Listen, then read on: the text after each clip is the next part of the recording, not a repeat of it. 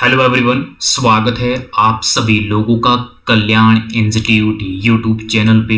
आज हम इस वीडियो के माध्यम से तुलनात्मक लागत के सिद्धांत को समझेंगे, यानी कि कंपैरेटिव कॉस्ट एडवांटेज थ्योरी को जानने और समझने का प्रयास करेंगे। तो आप इस वीडियो को अंत तक जरूर देखिएगा, और अगर चैनल को अभी तक सब्सक्राइब नहीं किया है तो चैनल को जरूर सब्सक्राइब कर दीजिएगा। तो चलिए समझते हैं कि तुलनात्मक लागत का सिद्धांत क्या है, इस सिद्धांत को किसने दिया है और इस सिद्धांत के माध्यम से क्या कहने का प्रयास किया गया है। तो कंपैरेटिव कॉस्ट एडवांटेज थ्योरी यानी कि तुलनात्मक लागत का सिद्धांत, जो ये तुलनात्मक लागत का सिद्धांत है, इस सिद्धांत को 1817 में डेविड रिकार्डो ने दिया था। और इस सिद्धांत की कुछ मान्यताएं हैं, जिन मान्यताओं पे आधारित इस सिद्धांत को दिया गया है, यानी कि तुलनात्मक लागत के सिद्धांत को दिया गया है। और इस कंपैरेटिव कॉस्ट एडवांटेज की कुछ जो मान्यताएं हैं, उन मान्यताओं को भी जान लेते हैं। जिसमें कि एक मान्यता यह है कि यह सिद्धांत दो देश, दो वस्तुएं और एक साधन पर आधारित है। यानी कि दो देश है, जिन दोनों देशों के बीच व्यापारिक गतिविधियां होती है, और दो वस्तुएं हैं जिन दोनों वस्तुओं का इन दोनों देशों के द्वारा उत्पादन किया जाता है, और इन वस्तुओं को लेकर के ही इन दोनों देशों के बीच व्यापारिक गतिविधियां होती है। और एक उत्पादन का साधन है, जिस उत्पादन के साधन के द्वारा इन वस्तुओं का उत्पादन किया जाता है। जो यहाँ पे उत्पादन का जो ये एक साधन है, वो एक साधन है श्रम। श्रम के द्वारा ही इन वस्तुओं का उत्पादन किया जाता है। तो यानी कि यह सिद्धांत, तुलनात्मक जो लागत का ये सिद्धांत है, ये सिद्धांत दो देश, दो वस्तुएं और एक उत्पादन के साधन पर आधारित है। और दोनों देशों की रुचियां समान है, और वस्तु विनिमय के आधार पर व्यापारिक गतिविधियां होती है। यानी कि वस्तु विनिमय के आधार पर व्यापार होता है इन दोनों देशों के बीच, और तकनीकी में कोई परिवर्तन नहीं होता है, और व्यापार स्वतंत्र है। व्यापार को लेकर के कोई भी किसी भी तरह का हस्तक्षेप नहीं होता है। व्यापार एकदम स्वतंत्र होता है, सरकार के द्वारा भी किसी तरह का हस्तक्षेप नहीं किया जाता है, और परिवहन लागत नहीं होती है।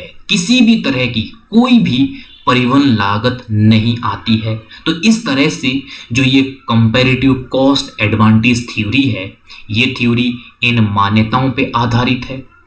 और अगर हम तुलनात्मक लागत के सिद्धांत की व्याख्या के संदर्भ में बात करें कि इस सिद्धांत के माध्यम से क्या कहने का प्रयास किया गया है, तो इस सिद्धांत के माध्यम से कहा गया है कि प्रत्येक देश उस वस्तु के उत्पादन में विशिष्टीकरण करता है जिसमें उसकी तुलनात्मक लागत सबसे कम हो।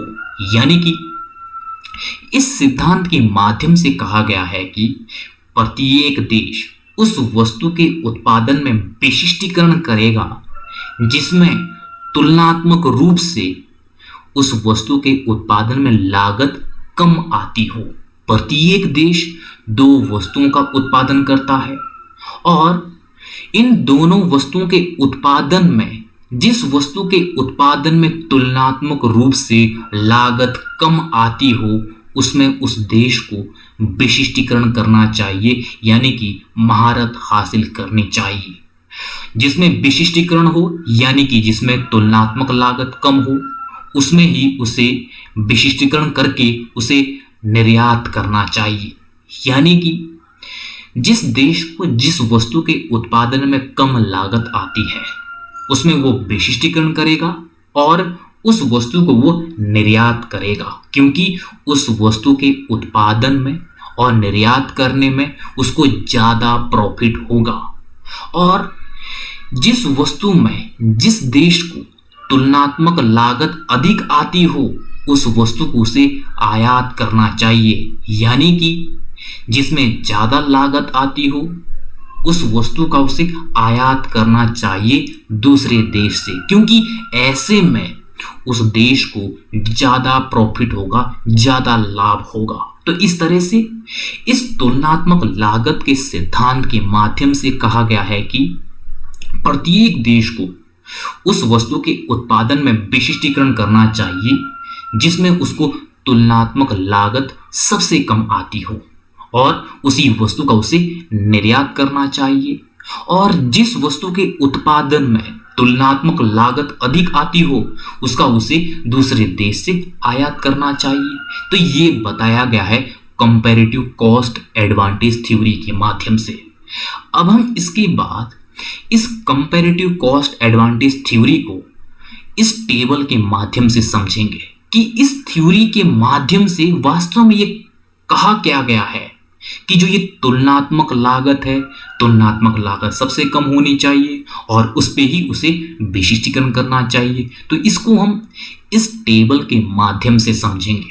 और इस टेबल में बताया गया है कि एक इकाई उत्पादित करने के लिए श्रम घंटे की संख्या है कि एक वस्तु के उत्पादन में कितने श्रम घंटे किस किस देश को लगते हैं, उसके माध्यम से ही इस कंपैरेटिव कॉस्ट एडवांटेज थ्योरी को बताया गया है इस टेबल के माध्यम से। यहाँ पे इस टेबल पे दो देश बताए गए हैं, ए देश है और बी देश है, और दोनों देशों के द्वारा एक्स और वाई वस्तु का उत्पादन किया जाता है।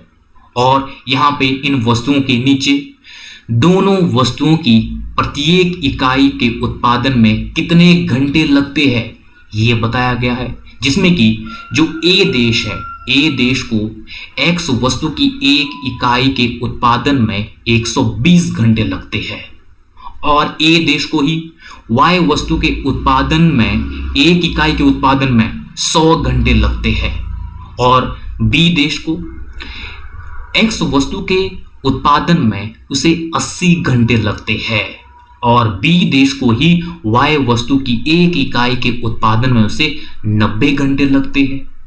अब यहाँ पे दोनों देशों में ये देखना होगा कि किस देश को तुलनात्मक रूप से ज्यादा लाभ होता है। ज्यादा लाभ कब होगा? जब तुलनात्मक लागत जिस वस्तु में कम होगी उसमें ही उसे तुलनात्मक लाभ अधिक होगा। तो जैसे कि यहाँ पे जो ए देश है, ए देश एक्स वस्तु का भी उत्पादन करता है और वाई वस्तु का भी उत्पादन करता है, इन दोनों वस्तुओं का उत्पादन करता है। अब ए देश को यह देखना होगा इन दोनों वस्तुओं के उत्पादन में किस वस्तु के उत्पादन में उसे तुलनात्मक लागत सबसे कम आता हो, जिसमें कि जो एक्स वस्तु है, एक्स वस्तु के एक इकाई के उत्पादन में 120 घंटे लगते हैं और वाई वस्तु की एक इकाई के उत्पादन में से 100 घंटे लगते हैं। तो ऐसे में हम यहाँ पे देख पा रहे हैं स्पष्ट रूप से जो ए देश है, ए देश को तुलनात्मक रूप से वाई वस्तु के उत्पादन में ज्यादा लाभ मिलेगा। वो क्यों मिलेगा? क्योंकि ए देश एक्स वस्तु की तुलना में वाई वस्तु को कम लागत पे उत्पादित कर रहा है। एक्स वस्तु के उत्पादन में 120 घंटे लग रहे हैं और वाई वस्तु के उत्पादन में से 100 घंटे लग रहे हैं। तो यहां पे ए देश क्या करेगा? ए देश वाई वस्तु के उत्पादन में विशिष्टीकरण करेगा और इसी वस्तु को वो निर्यात करेगा और बदले में वो एक्स वस्तु का वो आयात करेगा, क्योंकि अपने देश में उत्पादन करने में से यहाँ पे अधिक लागत आ रही है। तो ऐसे में वो दूसरे देश से वो आयात करेगा जिससे कि उसे ज्यादा प्रॉफिट होगा।